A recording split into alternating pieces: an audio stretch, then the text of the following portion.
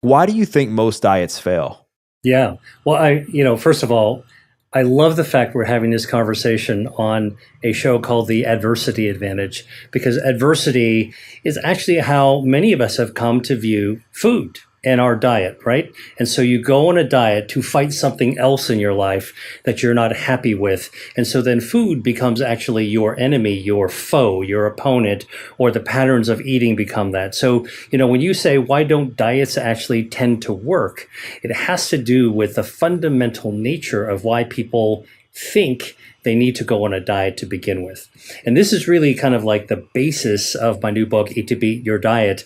It's a trick title. It's not a diet book. In fact, it's an anti-diet book that teaches you how the new science of our body, the new science of our metabolism. I'm a scientist and a doctor, teaches us that we don't really have to suffer. We don't have to go on these yo-yo diets. We don't have to swing to extremes in order to really be able to use food or grapple with food, not as our opponent, but really as our collaborator. And not just to be able to help us lose weight and feel better, but literally to be able to bring us joy as well. So if I told you that this topic of food and your metabolism and health is the antithesis of adversity, it's about harmony.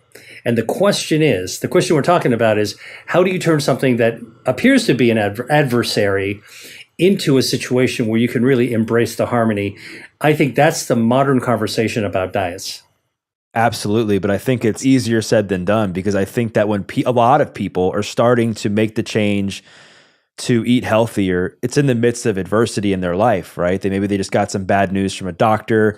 Maybe they went through a divorce and they're like, you know what, like I'm going to get that revenge body, or maybe they had some health scare in the family or whatever the case may be. And their stress levels are high. They're overwhelmed. They're seeing all this information online about this diet and that diet and try this and lose 30 pounds in 3 weeks and all this information that we see now.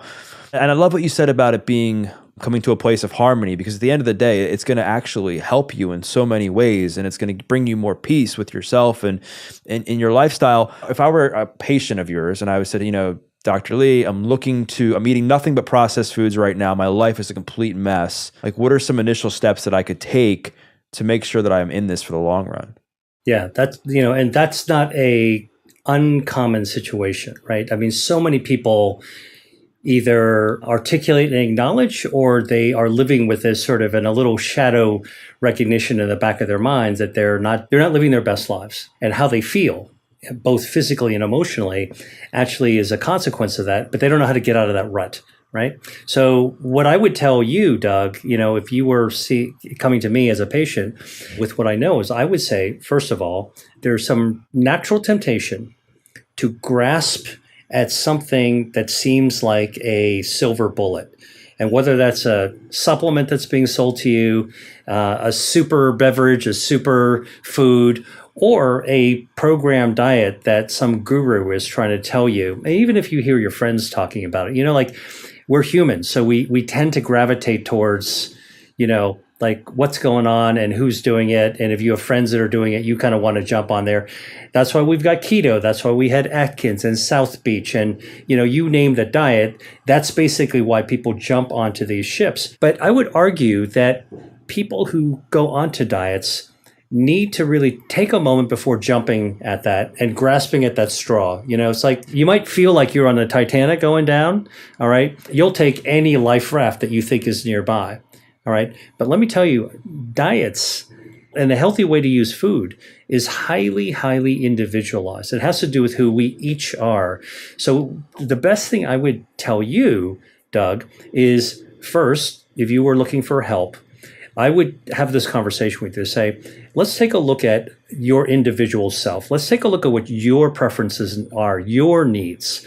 Okay. Let's have a level of self-actualization, self-knowledge that you need to understand what makes you tick, why you actually are even interested in a diet, and what are your goals. All right. If your goals are more energy, to kind of be renewed, to be regenerated as somebody, and your goal is to really kind of step further and further away from a path that you think is going to lead to disease, then I've got some good news for you. And the good news is that while we used to think you have to go on these extreme elimination diets, that are really loaded with value judgments. Don't do this, don't do that. It makes you feel bad. Like food and fat are all kind of like these bad kind of ideas. The new science teaches us something completely different and really kind of surprising. And this is what I write about in my new book, Hate to Beat Your Diet. First, that we are all hardwired with all the operating system we need to be able to have a really, really good metabolism. And when we have a good metabolism, we've got good energy, we've got good use of the calories that we're taking and all the other micronutrients that we're actually eating, and that we're actually fueling up our body's own health defenses. These health defenses not just make us feel better, they do make us feel better, give us more energy, all right?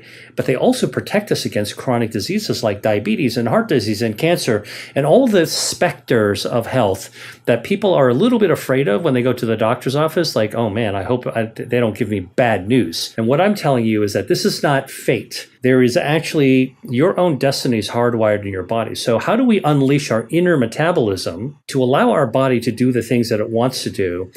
And you don't need to actually do elimination and restriction. Instead, it's sort of understanding how to get in harmony with yourself, not just what to eat. We can talk about that, but how to eat and when to eat become really, really important things. So don't just go pick up a bottle or a can or a jar of powder or, start copycatting what somebody else says you need to do every day. Let's first think about what your own goals are. What are the things that are dogging you that you want to actually overcome? And then what we do is we actually realign that with how your body actually works. And then how do you choose foods and eat mindfully to be able to get there?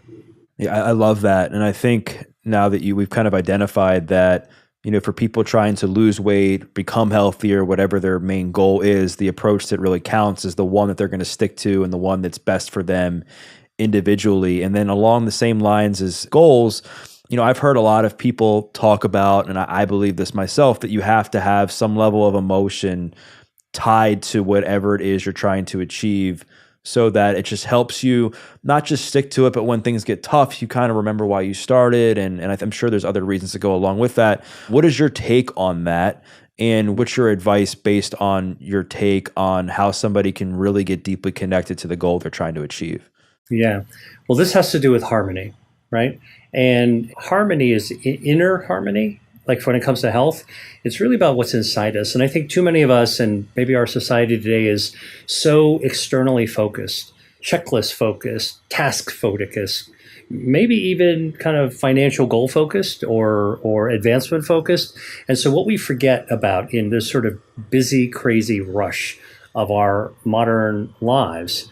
And by the way, it's also not helped by our mobile devices that we're scrolling on. And first of all, there's a lot of incredible things that our technology, digital technology, gives to us. But one of the things it doesn't give to us is it does not hand us the permission slip to be able to have a moment of peace and rest and reflection. And, in fact, we're continuously bombarded with new information on a moment-to-moment basis that takes us further and further away from ourselves. So back to sort of like this idea of internal harmony. What makes me happy? What do I want to aim for in my life? Like, how do I know, and how will I know when I get there? What are those kinds of fundamental things? Knowing yourself is one of the both easiest and hardest things to do. And what I'm telling you is, before you pick up any food, before you start any workout, before you do any type of therapy, this is a kind of the moment of truth, self-knowledge, self-awareness that I think all of us have the ability to be able to kind of reach for. Now, is there trauma and pain that many of us will encounter when we do that? Yes.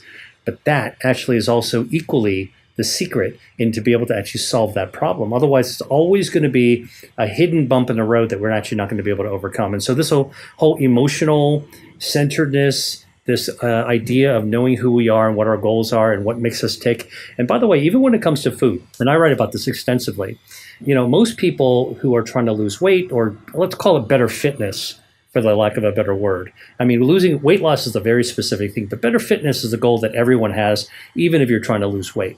Okay. How are you actually living your life today? Taking stock of what you're actually doing to yourself. Because the good news is that there may be some things that you are doing naturally that are actually quite good for you. You just don't know it. You're not keeping score. And so what my research is showing is that elevating our health to a better level using our metabolism and using the health defense systems that are hardwired inside us is actually hidden in plain sight. We have to start at the beginning to be able to understand what our own inner goals are first, and then taking one step at a time allows us to unpack the path to get to better health.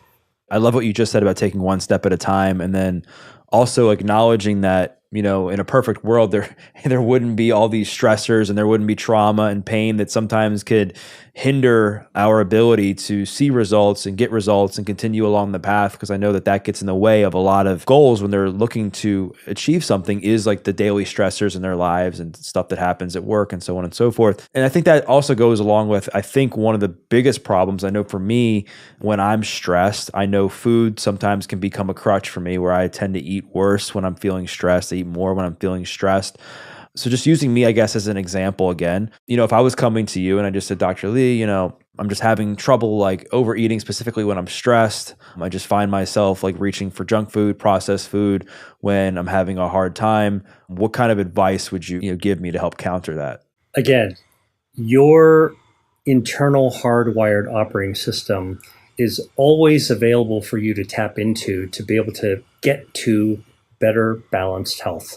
So no matter how far away you are from that goal, you can do it. All right. That's the first thing I'd tell you. I would tell you that in order to do that, though, you need to realize that in addition to the food choices that you make, we can talk about junk food and all that stuff, but I want to also talk about some of the underlying causes of stress. If you don't deal with that, it can be a problem. I mean, research studies have actually shown, come back a little bit into this whole idea of trauma and anger and anxiety, and the emotional aspect of it, is that studies have shown that if you take a look at, there's a study done of women who looked at women who were overweight or obese and looked at and correlated with their level of anger. And it turns out that those people who actually had more difficulty with their metabolism and with their body weight were also people who tended to have more repressed and unresolved deep anger. And so, and I want to call that out as an extreme example, because we're all stressed from things. Life is stressful. That's just the nature of it. And most of us have a decent amount of resiliency to deal with the occasional traffic stop, or, you forgot your keys or whatever, it's like we bounce back from that stuff. But when you actually hold on to anger, deep anger, that's really kind of get into that trauma realm. And then you really have a hard time letting go. That needs to be worked on. Because it's going to interfere with almost everything else that you would try to do. So I could talk to you about how to time your eating, how to make better food choices, the volume to eat. Like, I want to talk to you about all that because that's important. But, back to this basic line, if you are actually having something really fundamental that you're just not dealing with at all, that internal self, you're going to have a hard time moving forward in this path no matter what. So I think I'm glad you brought this up as an early point. We've got to actually confront ourselves as a very fundamental part of actually moving forward. That said, I can tell you there's some basic ground rules to actually clear up your body and allow your inner metabolism and your health defenses to rise to their own water level. And that's the good news, because it means your body wants to do this. We're humans. We want to do this. All right. So one of the natural things to think about is understanding our metabolism. And a big surprise is in the last 2 years alone, just 24 months, it's been discovered that human metabolism works in a way that is completely different than we thought for the last 100 years. It turns out that we're not born with a slow metabolism or a fast metabolism. And that means that we're not destined to fight with food and body fat and obesity the way that we always have talked about. Oh, my sister's so lucky she was born with a fast metabolism. That's why she's skinny as a stick and can eat anything. And me, on the other hand, I was born with a slow metabolism. So I've struggled my whole life with my weight and I have to be careful with what I eat, right? How many times have we heard that? I mean, a lot of people carry around that. It turns out that's not true. We are all born with the exact same metabolism, that operating system, the hardwiring of our energy, of our metabolism, using fuel to give us energy and power up our system and power up our health, is actually exactly the same. The 4 phases of metabolism we go through at any given point in your life, and this is important because if you're coming to me you haven't hit middle age yet, or you're just getting to middle age, you're in a metabolic stage that it's important to understand. So the first stage is 0 to 1 years old. Your metabolism skyrockets to 50% higher than it's going to be when you're an adult. phase one. Phase two, from 1 year old to 20 years old, your metabolism goes down, down, down, down, down. Now, why is that important and a surprise? Because most people who are parents will know that when their kids are teenagers and they're sprouting up like a beanstalk and they're eating 2 or 3 dinners and they're bouncing off the wall and they're full of energy, we always used to think that, oh man, the kids are getting, their metabolism is going up. Wrong. Their metabolism is going down, down, down, down, down to adult levels. And then from age 20 to 60, and I know that you're somewhere in between there, Doug, all right, your metabolism is hardwired to be rock stable. This is what your body wants to do, not to change one bit. So your energy level should be up in healthy, full-blown levels because that's how your operating system is. Now, obviously, people's metabolism do shift, and I'll explain why. But 20 to 60 is exactly the same. And that means that if you actually allow your metabolism to do what it wants to do, 60 can be the new 20. And that's an important thing because this is right through your first child, your second child, your menopause, your 40s and 50s and 60s, your life changes. Everything is completely, your metabolism is rock solid. And then finally, your last stage, stage 4, is from 60 onwards to like 90. Your metabolism declines about 17% before you get to the end. All this means to tell you that this new science teaches us how we're hardwired. And when you actually throw extra body fat into the equation, what happens, it's not a slow metabolism causes you to gain body fat and more weight. It's that extra body fat throws rocks at your metabolism and crushes your metabolism. So you do want to actually fight body fat, harmful excess body fat, but it's really for inner health. It's not about vanity. It's really about how do you get, that question you asked me, what do I do? What I would say is you want your metabolism to rise, you want your health defenses to rise, and one of the things you want to do is streamline, allow your metabolism to do what it was designed to do. So